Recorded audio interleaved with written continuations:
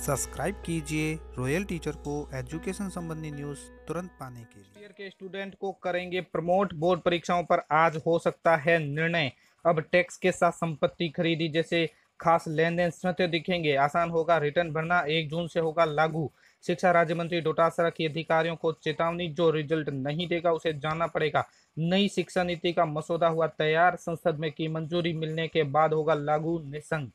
जी हाँ साथियों, अगर बात करें अपनी पहली खबर की, तो बोर्ड परीक्षाओं पर आज हो सकता है निर्णय। राजस्थान माध्यमिक शिक्षा बोर्ड की 10वीं और 12वीं की परीक्षाओं को लेकर शुक्रवार को निर्णय हो सकता है। मुख्यमंत्री अशोक गहलोत सुबह 11:30 पर वीडियो कॉन्फ्रेंसिंग के जरिए शिक्षा विभाग की बैठक लेंगे। इसमें शिक्षा मंत्री गोविंद सिंह डोटासरा भी मौजूद रहेंगे और 10वीं और 12वीं की परीक्षाओं को लेकर बड़ा नतीजा आ सकता है। नई शिक्षा नीति का मसौदा तैयार है, संसद की मंजूरी मिलने के बाद लागू होगी। केंद्रीय मानव संसाधन विकास मंत्री रमेश पोखरियाल निशंक ने बृहस्पतिवार को कहा कि नई शिक्षा नीति का मसौदा तैयार हो गया है, जो विज्ञान, प्रौद्योगिकी और भारत केंद्रित अवधारणा पर आधारित है और संसद की मंजूरी मिलने के बाद इसे लागू किया जाएगा। चुनौतियों के अवसर के रूप में बदलना विषय पर आधारित ऑनलाइन माध्यम से उच्च शिक्षा संस्थानों से संवाद के दौरान निशंक ने कहा कि स्थिति में के सामान्य रहने को ध्यान में रखते हुए महाविद्यालय की परीक्षाएं जुलाई में आयोजित की जाएगी। इसमें छात्रों की सुरक्षा को प्राथमिकता दी जाएगी। उन्होंने बताया कि जिन क्षेत्रों में स्थिति उस समय तक सामान्य नहीं होगी, तब पहले सेमेस्टर या पहले वर्ष के छात्रों को आंतरिक मूल्यांकन के आधार पर पदोन्नति दी जाएगी, जबकि दूसरे और तीसरे सेमेस्टर या वर्ष के छात्रों को मूल्यांकन के आधार पर इसी प्रकार तय किया जाएगा। बात करें अपनी अगली खबर की, तो अब रिटर्न भरना और हो जाएगा आसान। 1 जून से लागू है नई व्यवस्था। इनकम टैक्स ऑनलाइन भरना 1 जून से आसान हो जाएगा। इसमें लॉगिन करते ही अब तक जमा टैक्स के अलावा करदाता द्वारा किए गए खास तरह के ट्रांजैक्शन जैसे जमीन या कार की खरीदी, बैंक में जमा आदि की भी जानकारी सामने आ जाएगी। वित्त मंत्रालय ने इससे जुड़े नियम को गुरुवार को जारी कर दिए हैं। यह बदलाव 1 जून को लागू हो जाएंगे।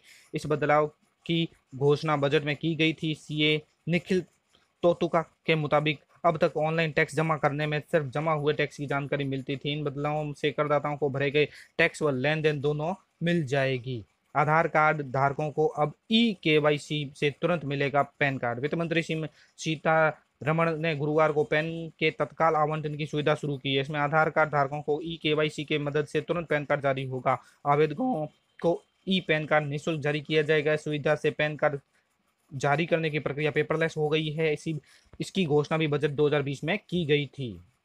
बात करें अपनी अगली खबर की, तो फर्स्ट ईयर के स्टूडेंट को करेंगे प्रमोट। एमएचआरडी व यूजीसी पोस्ट कोविड को लेकर एक नया एक्शन प्लान तैयार कर रहे हैं। जुलाई तक भी अगर हालात सामान्य नहीं होते तो फर्स्ट ईयर के छात्रों को उनके इंटरनल अंकों के आधार पर प्रमोट करेंगे। मंत्रालय 100 ऐसी यूनिवर्सिटी के नाम फाइल करने वाला है जो ऑनलाइन डिग्री कोर्सेज बढ़ाएगी। नेक इन कोर्सेज को इंक्रीडेटेशन देगा। आत्मनिर्भर भारत अभियान के तहत ये कोर्सेज चलेंगे। इसके अलावा विश्वविद्यालय में रिक्त चल रहे 30,000 पदों के लिए जल्द ही सेंट्रल और स्टेट यूनिवर्सिटी विज्ञापन जारी करे। बात करें अपनी अगली खबर की, तो शिक्षा राज्य मंत्री डोटासरा के अधिकारियों को चेतावनी, जो रिजल्ट नहीं देगा उसे जाना पड़ेगा। प्रदेश के शिक्षा राज्य मंत्री गोविंद सिंह डोटासरा पूरी तरह एक्शन में है। डोटासरा ने अधिकारियों को चेताया है कि जो रिजल्ट नहीं देगा उसे जाना पड़ेगा। यहाँ केवल जुनूनी अधिकारी चाहिए जो काम करने को चाहते हैं। डोटासरा की इस चेतावनी के बाद शिक्षा महकमे में हड़कंप मचा हुआ है। शिक्षा राज्य मंत्री ने वक्त के साथ शिक्षा महकमे में नई तकनीक के इस्तेमाल को और बढ़ाने के निर्देश दिए हैं।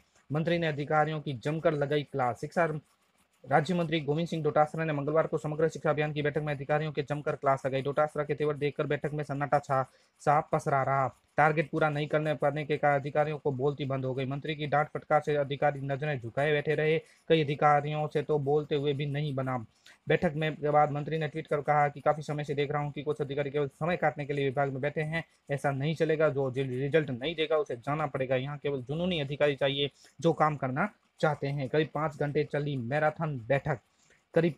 मैराथन बैठक में मंत्री डोटासरा ने एक एक अधिकारी को तलब किया। डोटासरा ने बार बार हिदायत के बावजूद व्यावसायिक शिक्षा के उपनिदेशक प्रदीप उपाध्याय रिजल्ट दे पाने में नाकाम रहे। व्यावसायिक शिक्षा से जुड़े कर्मचारियों को वक्त पर वेतन नहीं मिला। उन्हें कई बार आंदोलन करना पड़ा। प्रगति रिपोर्ट के नाम पर उपाध्याय के पास कुछ नहीं था। वे बैठक में संतोषजनक जवाब भी नहीं दे पाए। इस पर मंत्री डोटासरा ने उपाध्याय को तत्काल रिलीव करने के आदेश दे डाले। बजट का पैसा लेस हो जाएगा, ये नहीं चलेगा। मंत्री डोटासरा को एफए गोपाल विजय की शिकायतों का अंबार मिला। गोपाल विजय पर समय पर बिल क्लियर नहीं करने और फाइल जबरदस्ती रोकने की शिकायत बैठक में सामने आई। समय पर ग्रांट जारी नहीं करने और टेंडर प्रक्रिया को फाइल भी अटकाने की कई शिकायतें मंत्री के सामने रखी गई। इस पर मंत्री ने विजय को सुधर जाने की सलाह दी। कहा कि प्रोजेक्ट कैसे आगे बढ़ाएंगे, बजट का पैसा लेफ्ट हो जाएगा, ये नहीं चलेगा।